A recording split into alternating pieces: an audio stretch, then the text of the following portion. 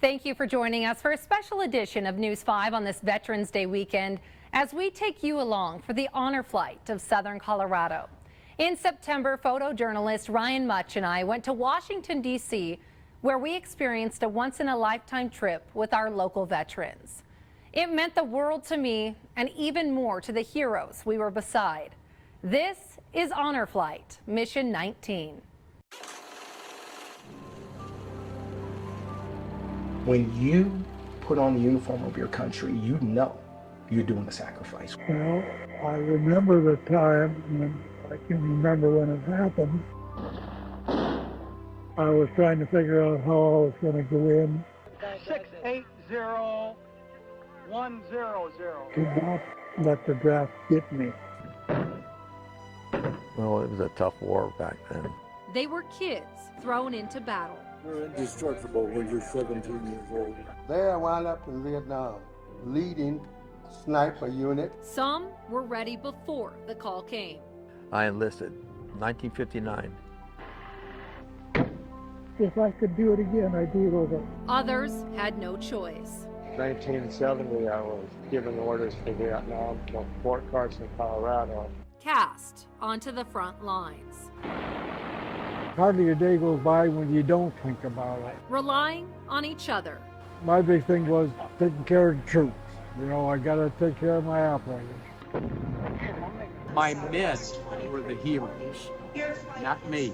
Many still question how they made it home. You see that 19 or 20-year-old kid that was scared out of his mind. Bullets flying everywhere. You don't know what's around the next corner. You don't know. And you're petrified. I acquired a Silver Star, 2 Bronze Stars, 2 Purple Hearts. I am just an old Sergeant Major.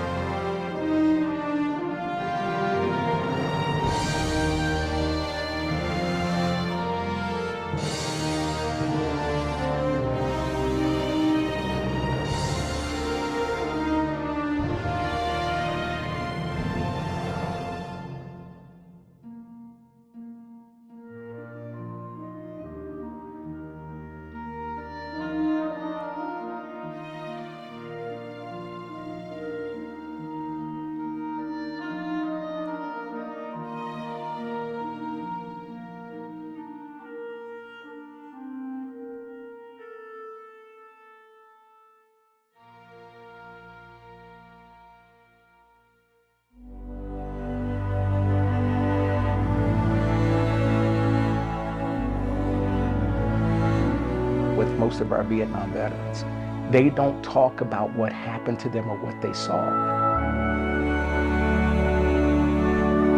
You know, they were not given ticker tape parades. They were not welcomed home. Honor Flight exists now to make sure that those veterans are honored for their service and let them know that we are a grateful nation.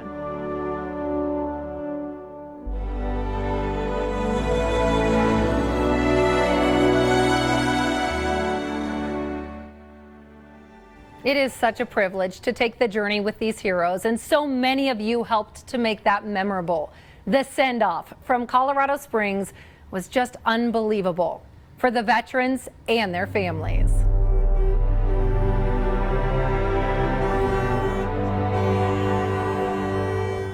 I'm out here today to support my dad. He got chosen, and we are very excited.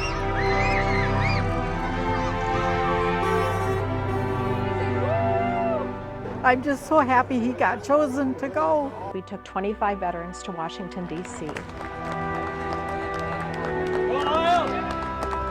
Honor Flight pays for everything for the veterans, from a pre-flight lunch, jackets, shirts, hats, airfare, buses, food, hotels. It's all paid for them. World War II. The greatest generation, thank you. We had Benjamin Bell, who was our 98-year-old World War II veteran. What are you looking forward to on this trip? Oh, just the camaraderie of all of the other veterans. We had 5 Korea-era veterans, and then the remainder were Vietnam veterans. At the Vietnam War, I got a list of, especially my first tour, by men that were killed in action. She was in Vietnam and did not have a very good reception home. They're so used to not being recognized for their service that it is overwhelming when people embrace them. I'm warning you. And just thank them for their service. Getting the recognition is unbelievable. And over the course of the trip, they open up. I hope he gets some friendships out of this trip. Gets to know people that have experienced the same things he did. And what they acknowledge the accolades that they're getting. We bring our veterans in, we purposefully start at the World War II Memorial because it is the grandest. You know, people talk about the greatest generation. Amazing, I say. I've seen a lot of pictures of this before on TV, but it's not like this. This is really something. You have the pillars that have all of the states, and each veteran can go to their home of record where they came into the service and take a picture, or they remember someone. It's amazing what they did, all the stars and all the names. And if you don't realize how many people that died during World War II, you can see that represented with the gold stars. Even though most of those World War II veterans are no longer with us, Honor Flight has continued because we have another generation of veterans, both Korean and Vietnam eras. I actually volunteered to be drafted. They call the Korean War the Forgotten War. Oh, yeah.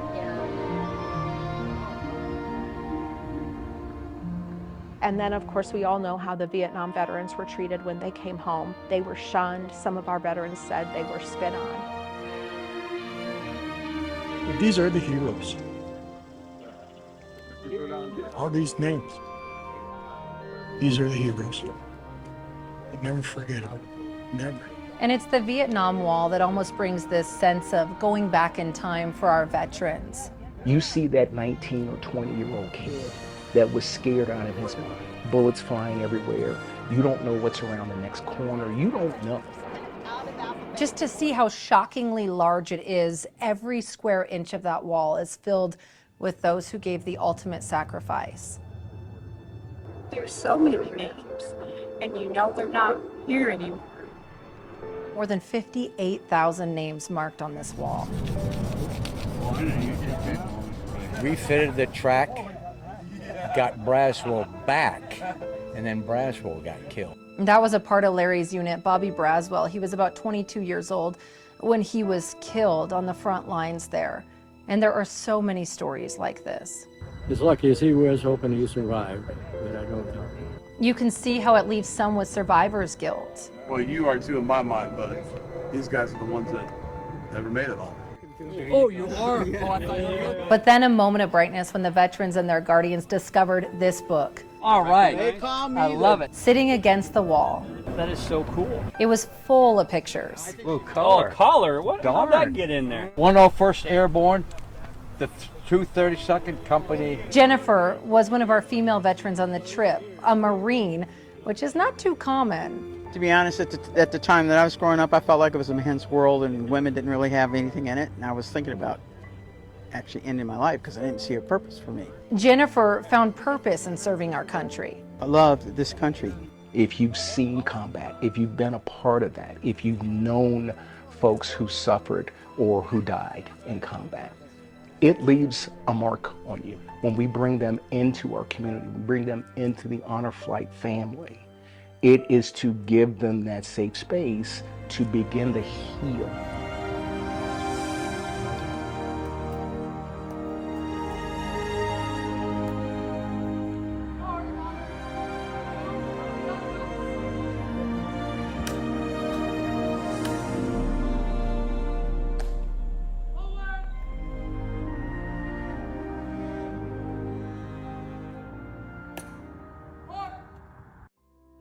Frank, would you maybe ask, please?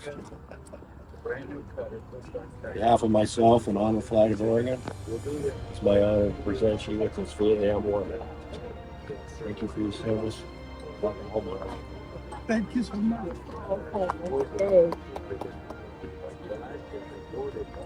Thank you.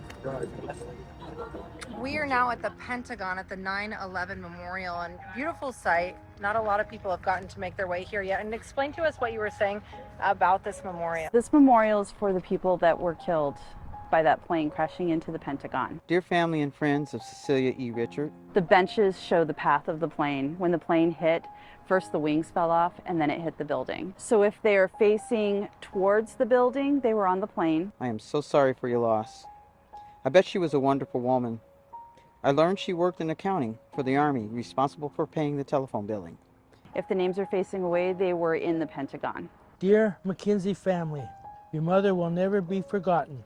Each row represents a year, so you can see how old the person was when they were killed. A loving mother, loving sister, and a loving wife. The names, they're on the end of the bench. Molly McKenzie will be remembered forever. Under each bench, there's the reflecting pools. I hope this letter can bring some happiness to her family. At the same time as the plane hit the building, they stop every day. Sincerely, Stephanie.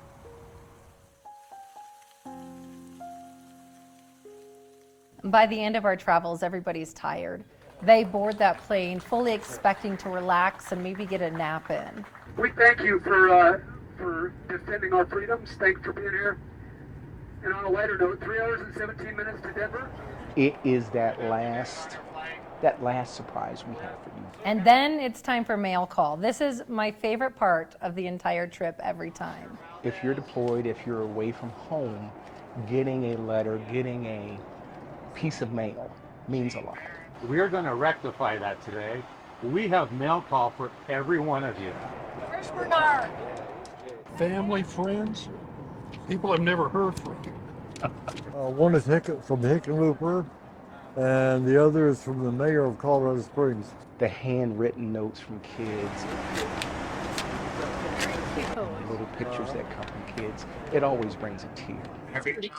But the thing that really gets to the heart of it is when a veteran gets a note or a handwritten letter from a loved one. Dear Papa Gary, I hope this letter finds you well and fills your day with a bit of joy. I'm writing to you with immense pride and admiration. Your service and sacrifices have always been a beacon of inspiration for me. Thank you. You guys have just overwhelmed us in a good way. Yes. And you've been with us when we've had veterans just clutch the envelope that has those cards and letters in it, because it means so much to them that someone would acknowledge their service and their sacrifice. I waited for letters from home for sure. I mean, it's the only thing that keep you going. For many of our Vietnam era veterans, they lost family contact when they went into Vietnam. Things that we saw out there, especially those that didn't come home.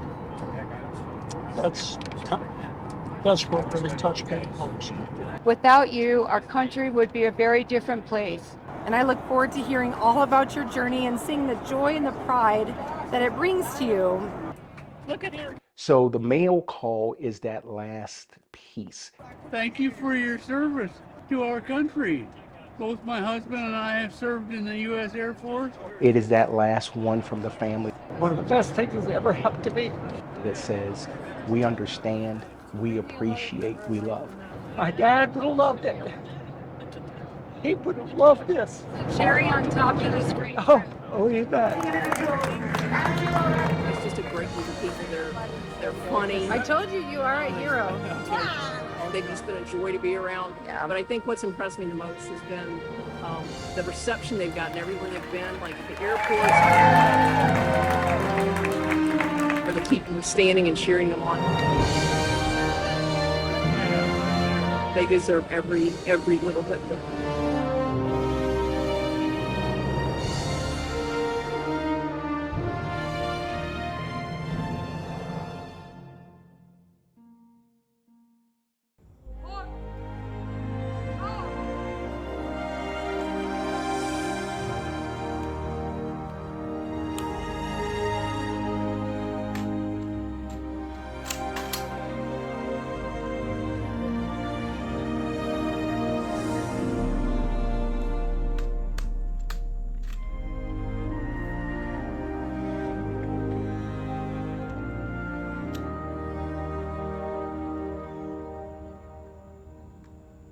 What has it been like traveling alongside the honor flight? Such an incredible privilege. Just really unbelievable how they're treated. I'm so excited about that. All the effort they put into taking good care of them, making them feel special. First to fight for right and freedom, and to keep our honor clean. We are proud to claim the title of United States Marines. The honor flight itself brings our veterans on this journey they may have never faced, and healing that many couldn't have reached without this group surrounding them. It's been amazing. The stories they've had to tell are just so emotional and incredible. The radio needs somebody to lead. It's nice to see our country welcome home this era of heroes, unlike the unceremonious way they were not welcomed home years ago.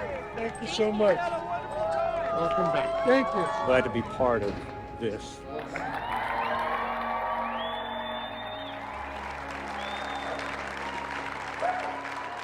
They fought in some of the harshest conditions imaginable. Depending on their duty locations, some faced extreme cold, others extreme heat. They fought in rugged terrain, often carrying heavy loads through dense jungles, mountains, and rice paddies. I was fortunate. I came home. It's so great to get to know you. There was a time when we was not appreciated at all. I consider this my welcome home, and I'm so proud to be a veteran and serve my country.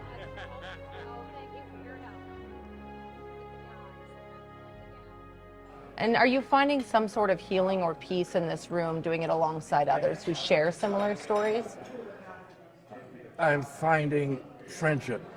Yeah. I don't know if there's peace to be found. Honor Flight of Southern Colorado started in 2011. And since then, we have flown hundreds of veterans to Washington, D.C. to see these memorials. Thank you, all right. I see the impact that it makes on veterans. I see it firsthand. We have 250 veterans currently on our waiting list. Obviously, we want to go with the World War II first.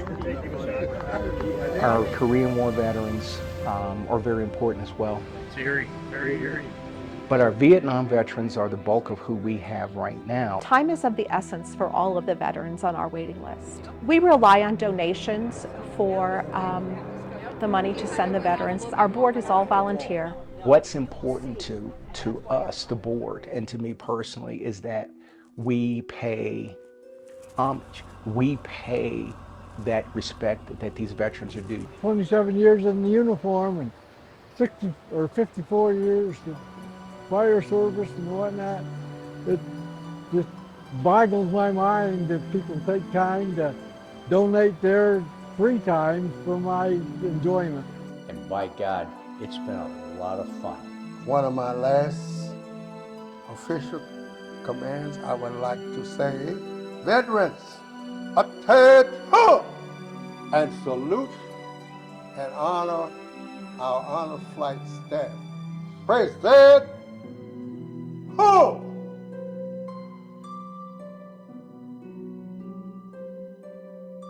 Before we go, I want to say thank you from the bottom of my heart to those that are serving and those that have served. If you are a veteran and want to take part in the next honor flight, or you know of a veteran that would like to, go to KOAA.com. There's also a link to donate to make sure that these heroes get to be a part of this life-changing trip.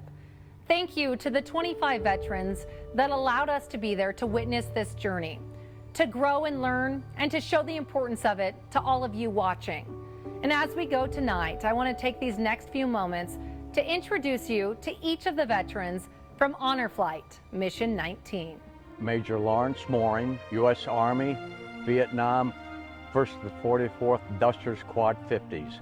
Frank Cerullo, United States Army, door gunner. Eugene Behrens, U.S. Navy, Oil and Water Testing Laboratory on the USS Kitty Hawk. Manuel Pedraza, 3rd. Yeah, 5 years in the Army. and a medical supply sergeant.